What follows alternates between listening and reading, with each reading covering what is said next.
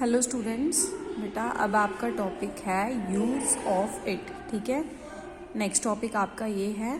पीछे वीडियोस में आप लोगों को वर्ब काइंड्स वाला कंसेप्ट जो था वो क्लियर करवा दिया गया था। आई होप आपको वो क्लैरिफाई हो गया होगा।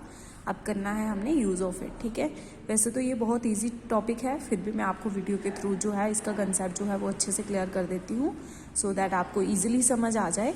तो सबसे पहले बेटा हम लोग जो है इसकी एग्जाम्पल्स को रीड करेंगे। ठीक है, कि जो इसको एग्जाम्पल्स दी गई है ना, इनको हम रीड करेंगे। उन्होंने भी लिखा है इन वाक्यों को पढ़िए और समझिए। ठीक है, तो फर्स्ट सेंटेंस है आज बहुत गर्मी है। ठीक है, तो इसको उन्होंने क्या लिखा है, it is very hot today. ठीक है, आज को बोलते हैं टुडे, तो गर्मी हो गया हॉट, और बाकी का जो है वो ऐसे आ जाएगा, it is very hot today. ठीक है, फिर नेक्स्ट है अंधेरा हो रहा है, तो इसका आ जाएगा इट इज़ गेटिंग डार्क। फिर है चिंता करने से कोई लाभ नहीं, it is no use of worrying. फिर नेक्स्ट है दूसरों को उपदेश देना आसान था, it was easy to preach others. ठीक है, उपदेश को बोलते हैं प्रीच। ठीक है, क्या आज वर्षा होगी, विल इट रेन टुडे। क्या अब मेरी बारी है, is it my turn now. क्या यह शर्म की बात होगी, will it be a matter of shame. ठीक है, अब जैसे देखो बेटा यहाँ पे दो सेंटेंस में उन्होंने सिंपल बात की है। ठीक है, तो इसमें आ गया इट इज़। ठीक है, जब हमने सिंपल कोई नॉर्मली बात की होती है तो उसमें आ गया इट इज़। उसके बाद जो थर्ड सेंटेंस है उसमें उन्होंने नहीं को यूज़ किया है, मतलब नॉट को यूज़ किया है। ठीक है, तो यहाँ पे उन्होंने क्या कर लिया है, it is no use of worrying, मतलब नो को यूज़ किया है। ठीक है, जो नहीं था उसकी जगह पे उन्होंने नो लगाया है, मतलब ये नेगेटिव सेंटेंस हो गया। ठीक है, उसके बाद नेक्स्ट है दूसरों को उपदेश देना आसान था। यहाँ पे है मतलब अभी की बात हो रही है, ये था मतलब पुरानी बात चल रही है। ठीक है, पुरानी बात के बारे में बात हो रही है, तो था जो होता है उसमें हम क्या यूज़ करते हैं, वॉज यूज़ करते हैं। ठीक है, उसके बाद नेक्स्ट है क्या आज वर्षा होगी, होगी मतलब अभी फ्यूचर की बात है। ठीक है, तो ऊपर से क्या है मतलब कि क्वेश्चन पूछा गया है, तो इसमें जब फ्यूचर की बात होती है तब हम यूज़ करते हैं विल। ठीक है, विल इट रेन टुडे। ठीक है, अब ये क्वेश्चन था तो इन्होंने इसको ट्रांसलेट भी क्वेश्चन में किया है। उसके बाद है क्या अब मेरी बारी है, मतलब कि प्रेजेंट की बात हो रही है। ठीक है, तो ये भी क्वेश्चन वाला सेंटेंस है।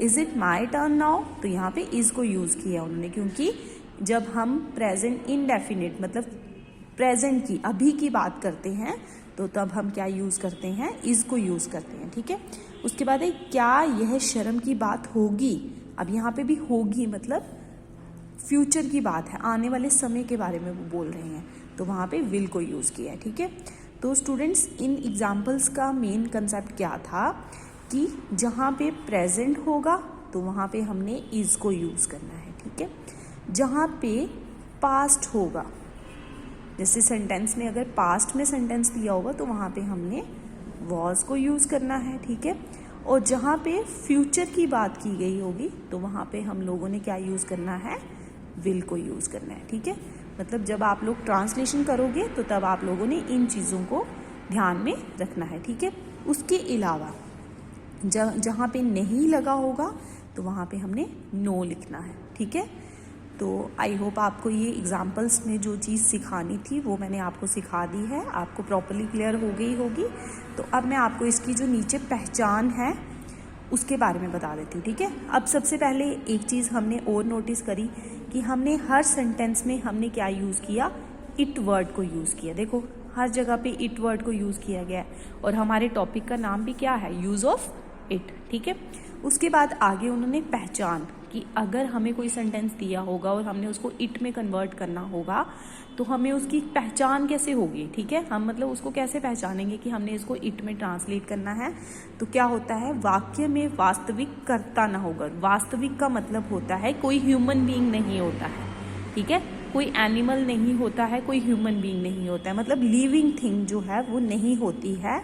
ना होकर इसमें क्या मेंशन किया गया होता है, समय टाइम, दिन डे, मौसम वेदर, महीना मंथ, और ऋतु जो होती है वो क्या होती है, ऋतु का मतलब होता है कि ये जो सीजन्स होते हैं। ठीक है, इनमें क्या होता है कि कोई लिविंग थिंग नहीं होती है, इनमें इन सब चीज़ों के बारे में मेंशन किया होता है, ठीक है।